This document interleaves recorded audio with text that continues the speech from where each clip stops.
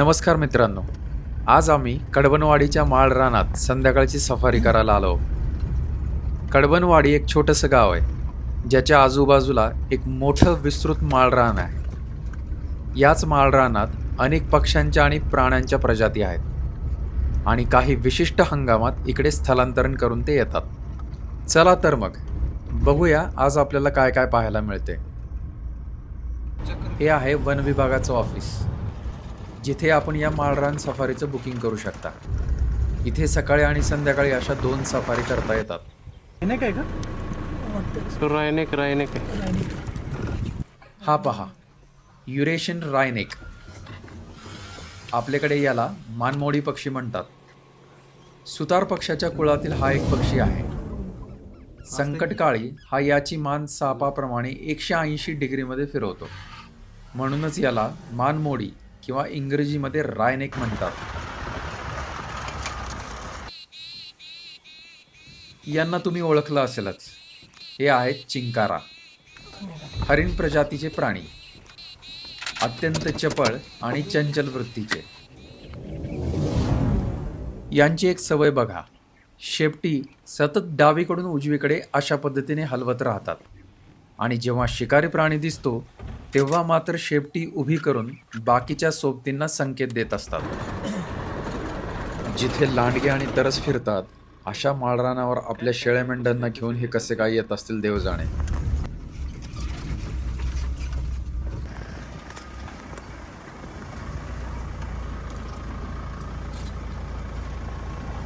बापरे, हा रस्ता फार अवघड आणि खडखड दिसतोय. इकडे तरच दिसण्याची शक्यता आहे. बघूया. मित्रांनो, हा आहे उदीपाटीचा खाटीक पक्षी. याला इंग्रजीत बे बॅक श्राईक म्हणतात. दिसायला छोटा आणि सुंदर, पण शिकारी पक्षी.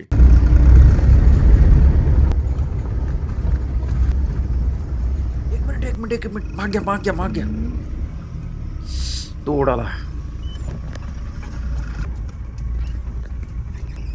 तिकडे एक मोठा गरुड होता, तो इकडेच कुठेतरी आलाय. आकाराने खूप मोठा होता.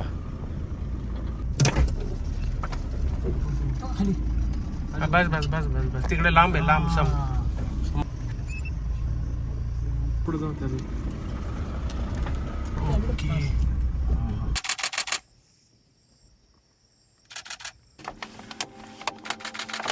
अरे वा, हा तर नेपाळी गरुड म्हणजेच स्टेप ईगल. मस्त धष्टपुष्ट आणि मोठा पक्षी आहे हा. आकाराने खूप मोठा असतो.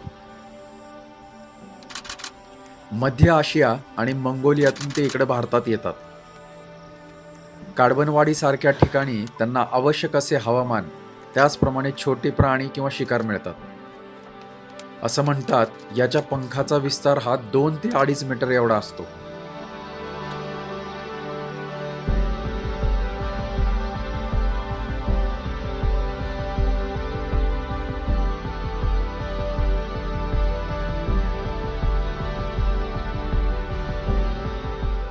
वा, याचं सायटिंग तर मस्त झालं.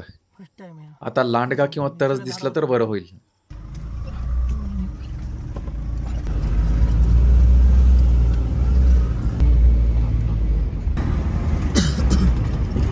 अरे संजय भाऊ, यांना विचारा ना.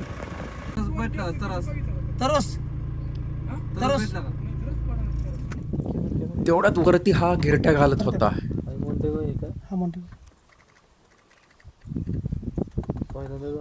आणि खाली हा होता. अरे तो खाली बसलाय तिकडे, काहीतरी पकडलंय त्याने. हरियर केले मोठे का झाले. झूम कर की अजून. लार्क पकडला ना लार्क. हॅलो, हा आहे मॉन्टेग्यूचा भोत्या, म्हणजेच मॉन्टेग्यूज हॅरियर. हा पण एक शिकारी पक्षी आहे. घेऊ कपडे. हा पण पाहुणा आहे, तो पण बाहेरूनच येतो इकडे. अर, शिकार फस्त करून उडाला. संपलं ते खेळ पण संपलं ना त्याचं, म्हणून ते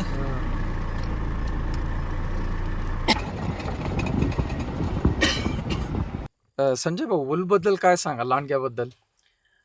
उल बद्दल सांगायचं मध्ये सर, त्याची शिकार करण्याची जो जास्त कोण रात्रीची शिकार करतो.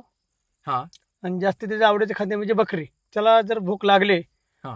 तर ते ग्रुपने समजा 5-6 जर असतील तर तिघे चौघे जण अटॅक करतात, बाकीचे फक्त दागा धरून बसतात. अच्छा. ते फक्त अटॅक करतात की गर्दी पांगवण्याचं काम करतात, त्यावेळी बाकीचे 2 जण ते उचलण्याचं काम करतात. अच्छा, म्हणजे सगळं टीम वर्क आहे हा, त्यांचं. टीम वर्क असतं. आणि पॅक मध्ये साधारण किती लांडगे असतात? ते 8 ते 12-15 पर्यंत असं पॅक असतो त्यांचा. त्यांचे ब्रीडिंग फेब्रुवारीमध्येच चालू होतं पिल्लांचं. फेब्रुवारीमध्ये. हो. ते चिंकारा पण हँटिंग करतात. अच्छा. हां. आणि मेलेले म्हणजे चिकन वेस्टेज असते, चिकन कोंबडीचे जे फॅक्टरी आहेत त्यांच्यामध्ये किल खातात.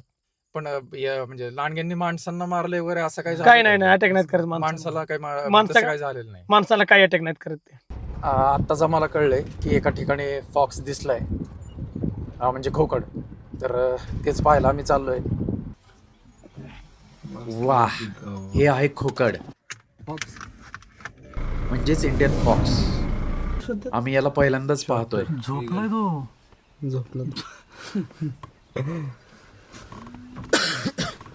आकाराने बोक्यापेक्षा थोडा मोठा प्राणी, पण दिसायला खूप छान. हे जमिनीमध्ये बीळ करून राहतात. मोठे कान, झुपकेदार शेपूट आणि मतकट रंगाचे शरीर, त्यामुळे माळरानामध्ये अगदी मिसळून जातात. सहसा लक्षात येत नाहीत. खाली असताना अजून फुल मारा, फुल मारा, फुल उठून उठून. ओय, फुल फुल फुल मारा. नाही पळत ते, नाही उठत. मारा फुल, बस. किती सुंदर प्राणी आहे ना? घेरुपुशी, लाल लाल घेरुपुशी. मस्त गोल्डन लाईट आहे हो.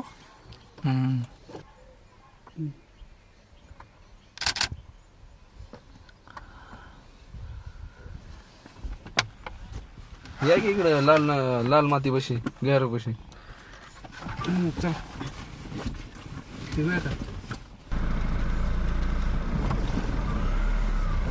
थँक्यू.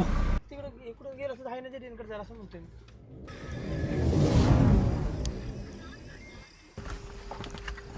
संध्याकाळ होत आली आहे. आता गेटकडे निघालोय. बघू तिकडे काय दिसतोय का जाता जाता. हा आहे पांडुरका भोवत्या, म्हणजे स्पॅलाइड हारियर. ही मादी आहे. पुढं गवतात बसलीये, म्हणजे बहुतेक शिकार केलेली दिसते. जाता जाता तरसाच्या नेहमीच्या ठिकाणी आलो. त्याचा अस्तित्वाचा पुरावा पण मिळालाय. तो इथे नक्कीच येऊन गेला असणार. यावेळी लांडगे तरस काही दिसले नाही, पण नवीन काहीतरी पाहायला मिळालं. इंडियन फॉक्स बघितला आम्ही. रात्री रस्त्यावरून जात असताना समोरून प्राण्यांची हालचाल दिसली म्हणून थांबलो, तर हे कोल्हे दिसले.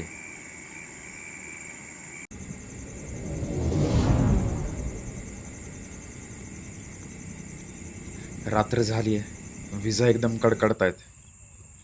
आजूबाजूला धरणाचं पाणी, उंच शेत आहे आणि कडद अंधार आहे.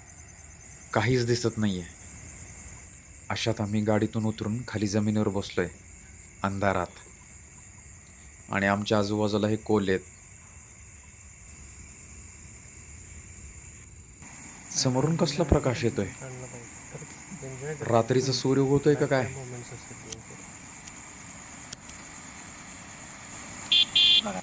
अरे, गाडी आहे, 2 व्हीलर आहे.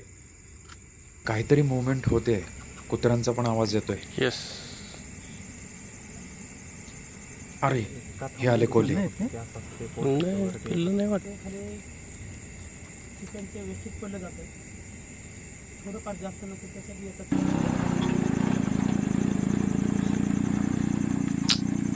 अरे, समोरून अजून एक लाईट यायला लागला आणि 2 डोळे पण दिसत आहेत चमकताना.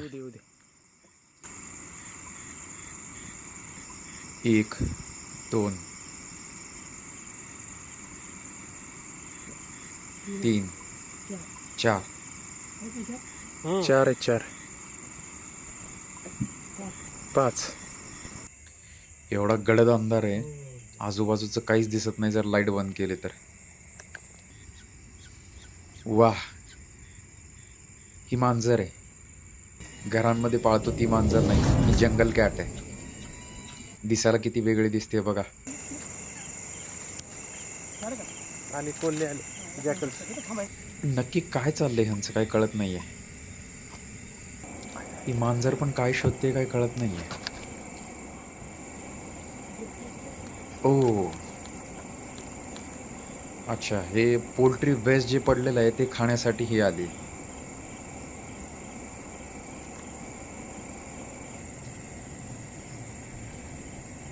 वा, आणि हे कोल्हे पण त्यासाठीच आलेले तिथं.